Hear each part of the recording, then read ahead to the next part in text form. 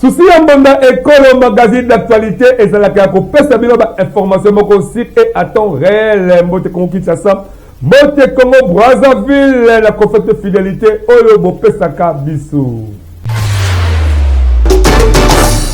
Avant de faire l'édition de Bisso, il y a mon collègue qui a commenté que le sommaire de Bisso est allé composer le conseil communal République démocratique du Congo Mobimba Baza Kolela. Salaire na bango na niveau du gouvernement soumis nous de manière que ça qui te propose de banda musala piaka na piaka ti le lope bonda élément oyo 23 officiers de police nationale congolaise ba outil séminaire renforcement des capacités la Chine na cadre de la sécurité publique pour bonda élément oyo 3012e bataille FRDC ba souci formation avec impact dans idéologie mais souci exact base à la doter ba équipement mogo moderne peu salaire ya malonga pour permettre balonga monguna.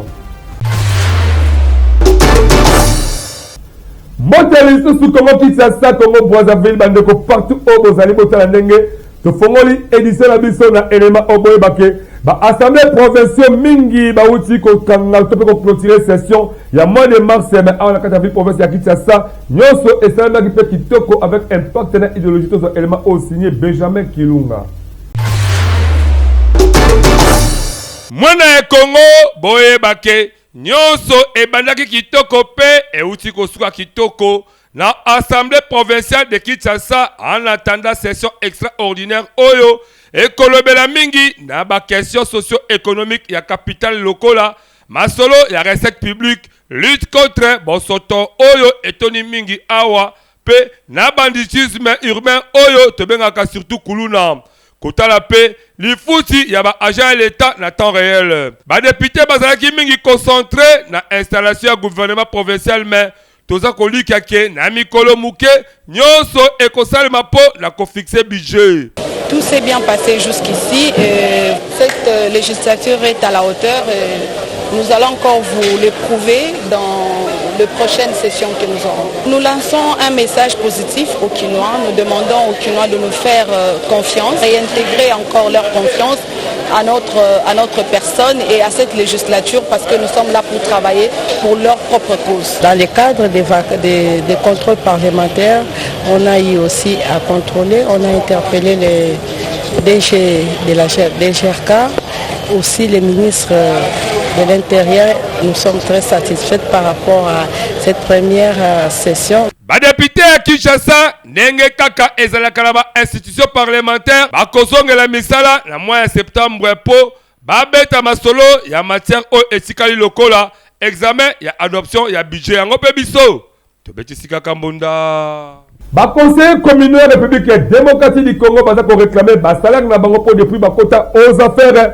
Si le piaka na piaka ba ebité ba ko zali futi na bango wa piango ba sengi na gouvernement soumis noa atala na pe kana bango. Les conseillers communaux issus des élections du 20 décembre 2023 décrivent avec amertume les conditions difficiles auxquelles font face les différents conseils communaux de la République et pourtant installés par le gouvernement conformément à la loi depuis février 2024.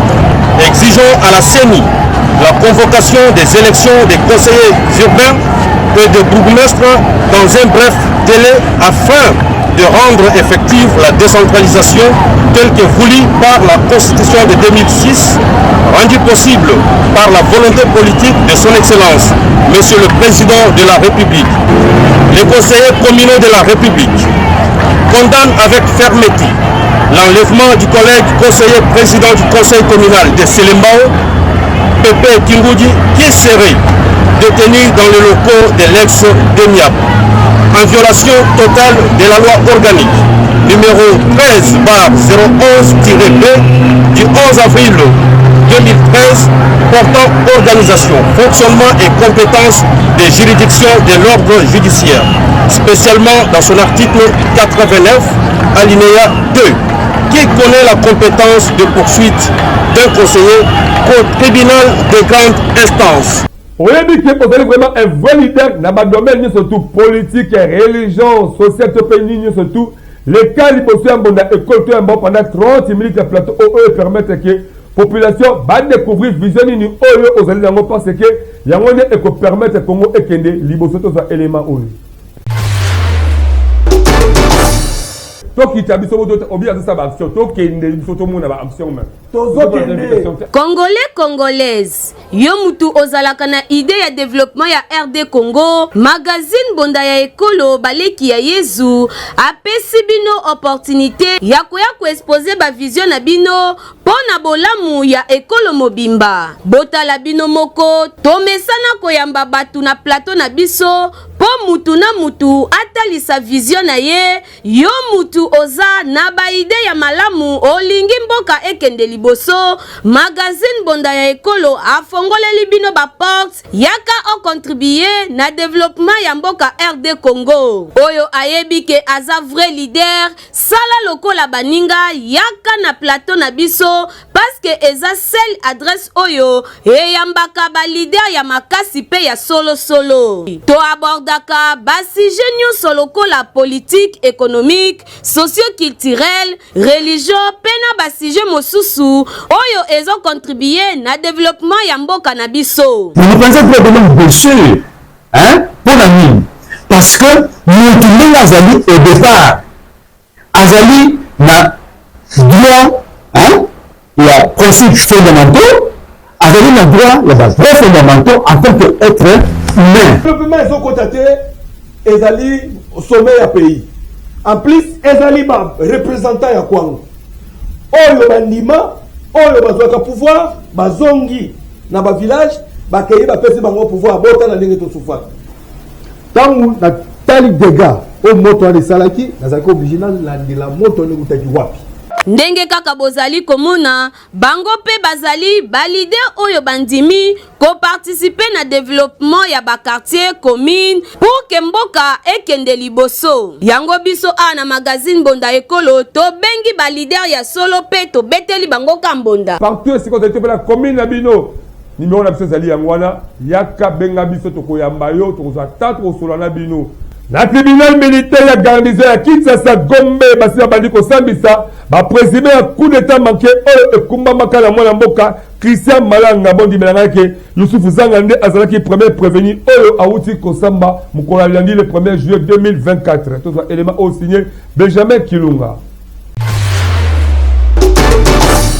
Ndeko ya Congo boye bake basi babandi ko sambisa bandeko oyo bazalaki na affaire ya coup d'état raté oyo euta koleka awa masolo oyo ya kosambisa bango euti kobanda depuis mokolo ya lundi le 1er juillet 2024 la tribunal militaire ya garnison ya Kinshasa Gombe basambisaki le premier prévenu sur les 51 oyo basa kolandela mwana mboka Youssouf Zanga nde mutu ya liboso oyo asambike akotaka masolo ya Christian Malanga lokola plateforme apolitique à partir de Londres, mais azalaka informé que mouvement wana New Zaire ezalaki na esprit ya ko déstabiliser ba institution ya mboka pe ko luka ko zo pouvoir na zela ya mandoki.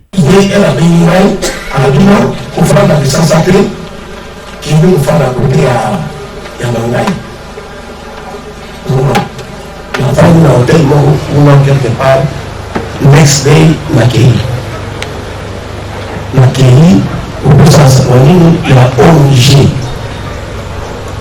hebu ni sapura ya ONG kwa kutumia kwa sana ba sababu misala ba usai bele ba page ba yuzo na utantene kwa na kina petit plus na kina kwa makala hizo ONG yakoba ezake ministère public abwakisi ba maloba nyonso tu ya mwana mboka Youssouf Zanga alobi ke maloba na ye eza lokuta selon magistrat oyo azali lieutenant colonel alobi ke Youssouf Zanga yende aza vraiment pierre maîtresse ya groupe donc coordonnateur ya mouvement pe azalaki ko jouer rôle ya ko recruter batu na mangai pe la Congo central. Lui il sera dépêché à Kinshasa et il Mangai, je connais bien la programme de Mangai. Il est allé à Mangai, monsieur le président, où il est allé comme recruteur. Il recrute par ruse, il fait voir aux jeunes gens que c'est une ONG. Bondi Melangaike, le président Youssouf Alobakipé, Ndenge Bakotaki, la résidence de Vital Kamere, paix la palais de la nation.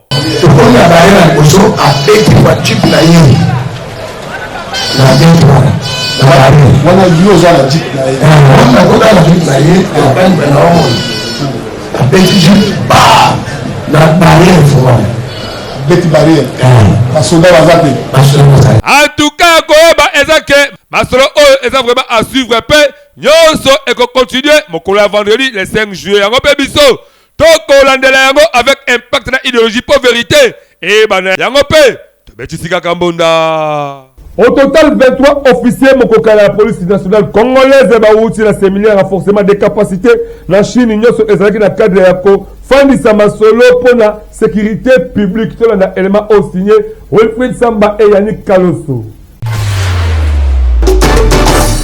Ndeko ya Congo boye bake ba officier oyo boza komona ya la police nationale congolaise ba outi ko participer na séminaire ya renforcement des capacités la République populaire ya Chine na cadre ya sécurité publique ba eko kutana na VP ya intérieur mwana mboka Jacquemel Chabani Mukolo ya mardi 2 juillet 2024 po na ko présenter rapport ya mission la bango oyo ba outi ko sala ya koeba ezake Masolo oyo ezali que la police a appelé la Chine accompagnement en matière de sécurité publique. La République populaire de Chine et la République démocratique du Congo sont des partenaires et qui travaillent dans le cadre de collaboration dans les secteurs de la sécurité publique. Nous avons été là exactement participer à ce séminaire, comprendre les systèmes de sécurité publique de la Chine, afin de pouvoir trouver auprès de ce partenaire les moyens de pouvoir nous accompagner aussi dans le développement de notre système de sécurité et de notre population. Donc c'est ça l'objectif. Nous sommes venus rendre compte à son Excellence, Monsieur le Vice-Premier ministre, qui nous a envoyé participer à cet atelier. Nous sommes venus lui faire le rapport sur ce travail que nous venons d'effectuer pendant 2 semaines. Bondi Melangaike, au total Bazalaki Bongo, 23 officiers, il y a la police nationale congolaise Oyo, Bakendeki, la séminaire Wana, na kasi na bango ezapé, na ba autorité, il y a ba service Misusu, il y a sécurité, en Obebiso, Tobechisika Kambonda. Bango Bazali ba champion masoro au état social à la République démocratique du Congo, particulièrement la ville province de Kinshasa. Fondation Jonathan Sangou à travers FJS David, ce qui aussi continuer la section fois congolais et qu'on permettre la fin de l'année c'est pour la kitoko yo na libota na yo.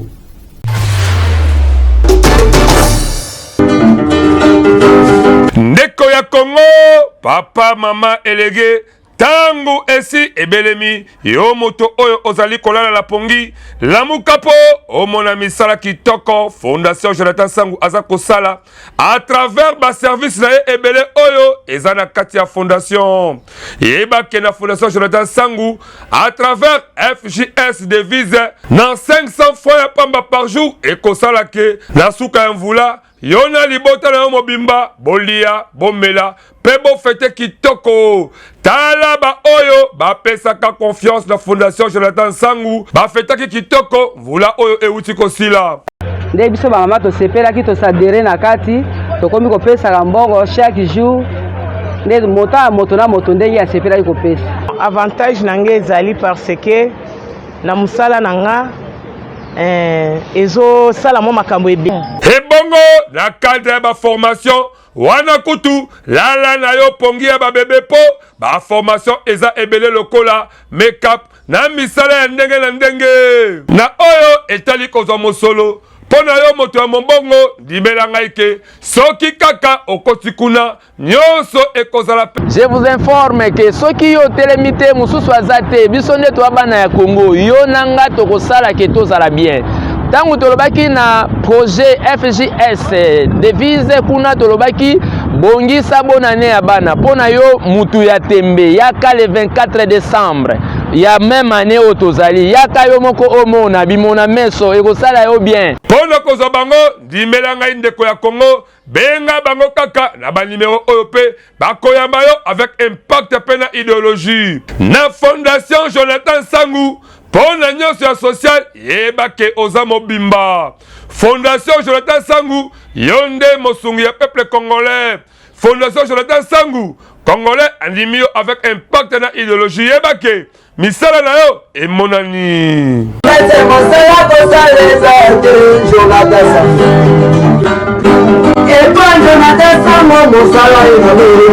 na cadre ya célébrer 64e anniversaire ya l'indépendance république démocratique du Congo, prière d'action de grâce ya Kafu Kafu esalemaki na église ya cité de paix oyo ezalaka na première rue Limete et Kumbamaka na apôtre Serge Lukanga bondimela ngai ke liboso ya bandimi oyo bautaki partout bayaki esika wana. En tout cas prédication ezalaki ya kitoko oyo kopermettre ke congolais azwa conscience na oyo etali indépendance ya mboka na biso tozwa élément osigné Yannick Kaloso.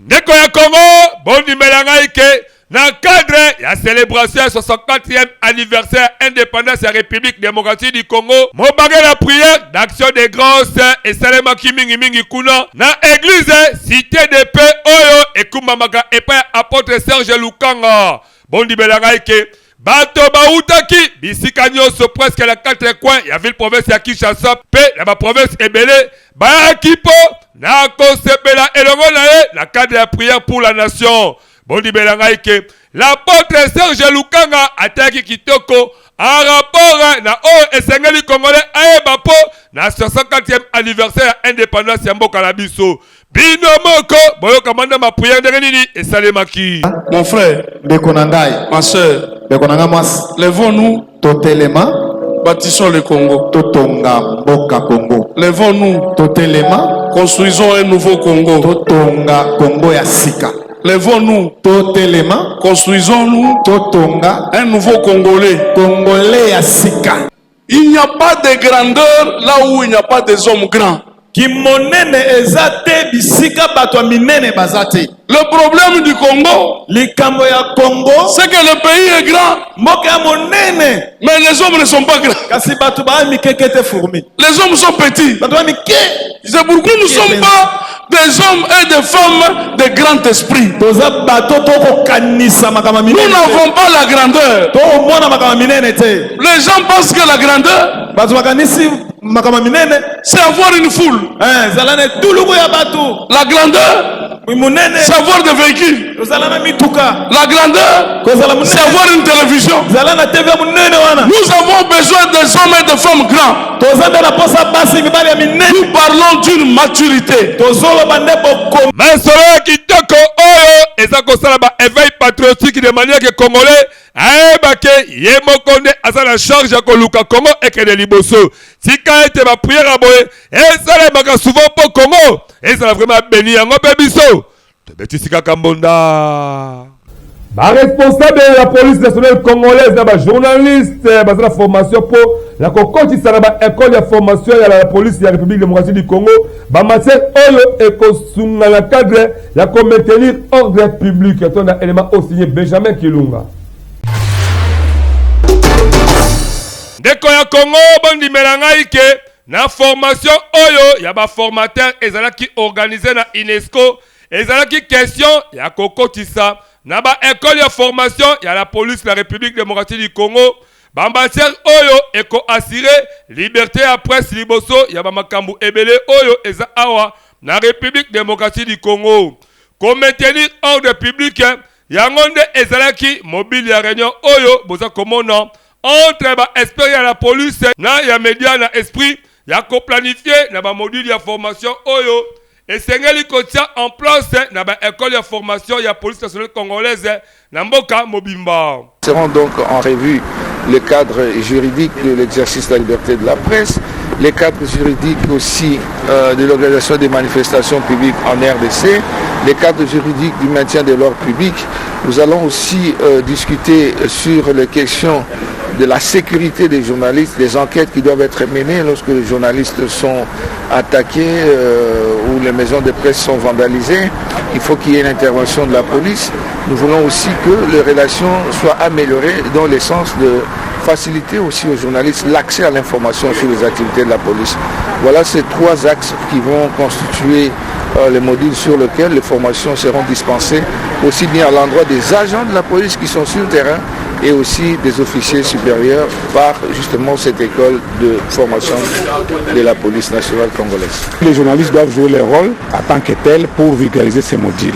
Donc voilà, tout concours bien entendu au service auquel les journalistes et les policiers sont appelés pour l'intérêt supérieur de la nation. Et Sengeli Boyebake, liberté d'expression est importante, surtout Yaba Pazisango et Sengeli Ezala Yamalamu Po, n'a qu'à permettre les journalistes à Salamoussala na Kitoko en toute fierté et le professionnalisme.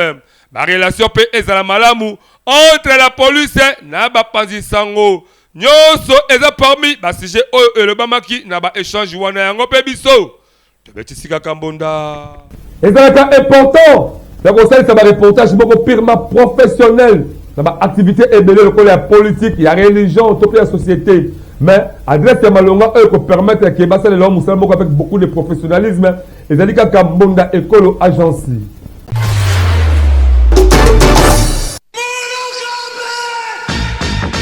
Bana Congo Kinshasa, bana Congo Brazzaville, yo mutu olingaka ba activité na yo eye bana na mokili mobimba.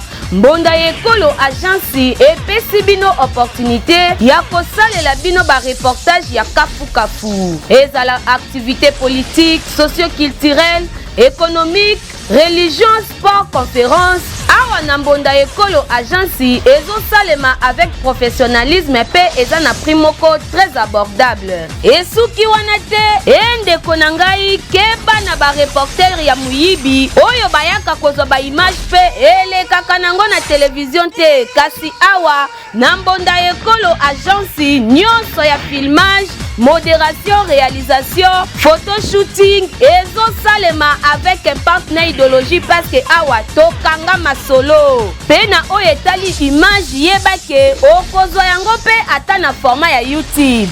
Olingi oyeba bisika tozali benga biso na plus 243 89 81 81 097 na bandeli lisusu na plus 243 89 81 81 097 na Mbonda ekolo agence nyonso ya reportage ezosalema kitoko avec professionnalisme et yokanio. Basoda 3012e bataillon ya FARDC bauti kosilisa formation ya bango kitoko ezalaki pe na cadre ya kosangisa force entre FARDC na MONUSCO nyonso euti kosalema na Ituri pe le général Johnny Luboye ya Kashama asengi basala musamo kitoko avec beaucoup de discipline ton élément au signé Benjamin Kilunga.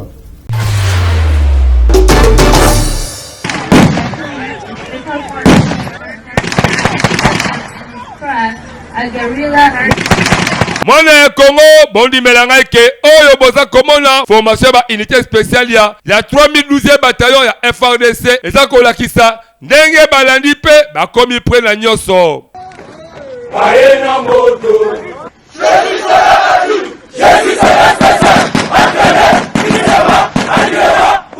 nyoso oyo eza na cadre ya kosangisa force entre FARDC na MONUSCO na esprit ya contribuer na ba effort ya combattre na ba civil. Le commandant ya ba opération militaire pe gouverneur ya province ya Ituri, le lieutenant général Luboya Kashama Johnny oyo akumbela ki cérémonie wana avec impact na idéologie a sepeli na collaboration entre ba force nyonso o mibale avant ya kosenga na bango bazala na discipline na ngonga ya musala na bango. Banga lisusu eloko moko te parce que bokomi basoda bien entraîné. Atatango bozala na bitumba bosela pele biloko nyonso oyo batangisi bino discipline en tout bokobeta masasi nini na sepeli komona bino pe morale ezala toujours très haut. La souhaité bino bonne chance mingi. Formation spéciale oyo eyepe kobakisa force na ba opération oyo eza kosalema po na combattre na ba intérêt ya l'état surtout na période oyo ya état de siège. Esengeli boyebake formation militaire na kodote bango ba équipement moderne et ko permettre FRDC azala na puissance ya kosala musala kitoko surtout ya kobenga na banguna ya République démocratique du Congo kaka ndenge ezape souci ya le chef de l'État commandant suprême ya FRDC na ya police nationale congolaise yango pe biso tobetisi kaka mbonda. La police nationale congolaise na FRDC bauti kosala musala kitoko kuna la goma ya kokanga ba criminel ya ndenge na ndenge parmi ba oyo bakangi bo dimelanga ke ba prévenir wala ils appellent les criminels et la bomaka ambassadeur Italie en 2021 dans l'élément où il y a un Benjamin Kilunga en tout cas qui est bon elle sur l'élément avec un partenaire idéologie. Moi le Congo botala parmi babandi oyo baza présenté devant la presse et ça la présumé moko oyo azalaka na cop ya koboma ambassadeur Italie Luca Tanasio na mois de février 2021 na ba criminel oyo ba mesala kosala ba braquage na ba banque pe na ba boutique oyo ezala bâtiment commercial ya mairie na ba wazalendo na ba miyibi me armée nyonso oyo esalemi na cadre ya opération Sapisha Goma oyo elingi koloba sokola ville ya Goma botala bino moko ba minduki ebele ba machette na ba tenue militaire na biloko ebele ya ndenge na ndenge. Et le samedi pour la ville de Goma il y a eu braquage jusqu'à la proximité au bâtiment de la mairie. Et le samedi pour la ville de Goma il y a eu braquage jusqu'à la proximité au bâtiment de la mairie. Ils ont cambriolé les maisons de téléphone. Voici ceux qui ont fait le braquage qui a fait trembler la ville pendant la journée avec leurs armes. Yakoba ezake maire ya ville asengi ba audience publique et salema pe ba kende ko sala ba prison musika ya Goma. Bondi melanga ike depuis opération Oyo Ebanda ba kangi déjà plus de 200 criminels yango pe biso. To fuli bango kaka moka ko swape. To betisi kaka mbonda. Page Rose abakisi vula mo kata ba vula po Nzambe apesa ye mama Mélanie Rose bondi melanga ki lelo ko lia komela. Eza au rendez-vous dédicace signé d'Ariana Mwasi Kitoko. Aujourd'hui c'est ton jour, nous nous sommes des idées de te faire le bonheur que tu mérites. Tu vaux tellement pour nous que le monde ne saura le dire avec exactitude. Nous mettons tout ensemble. Awa nde tosilisi édition na biso ya mokololo me bozolo ba rappel ya ba titre boye baké ba conseil communal République démocratique du Congo baza ko la salaire na bango ko de banda musala jusqu'à là nanu bazu ele côté ba sekela gouvernement soumis no akanisa bango ko piaka eleki ya trope voilà qui élément au 23 officiel la police nationale congolaise ba outil séminaire renforcement des capacités la Chine na cadre ya sécurité publique baza qui élément au 3e bataillon FRDC basilisi formation avec un partenaire idéologie en tout cas comme ça que base la docteur ba matériel moko moderne pe sala ya kitoko po baye ba kolonga monguna République démocratique du Congo. Awa ni na boucler complètement édition de biso ya mokalelo onga alede la kumbe avec un partenaire idéologie mais si ma caméra mi sala kitoko ya mona mboka Benjamin Kilunga boye ba ki réalisation montage ezalaki ya mona mboka écrit dans Mateta mettre ko sala bino. Bon, continuez toujours à s'abonner et donner la chaîne YouTube de l'école officielle P. L'activité de la bino, il y a un dengue, beaucoup de la conférence de la biso, beaucoup de la biso, donc nous aurons aussi un passeport publicitaire et qu'on les calme prime, pour vraiment aborder un peu, pour permettre que mon mot la bino, et vraiment les villes et mata kitoko. La personne de l'éducation spéciale, la bande de co, on va faire un complète fidélité, la bande de tout, on va l'inga la biso, malamo, en tout cas, tout la prochaine, ma so collé sous Azongité. Je vous aime beaucoup plus. Bye.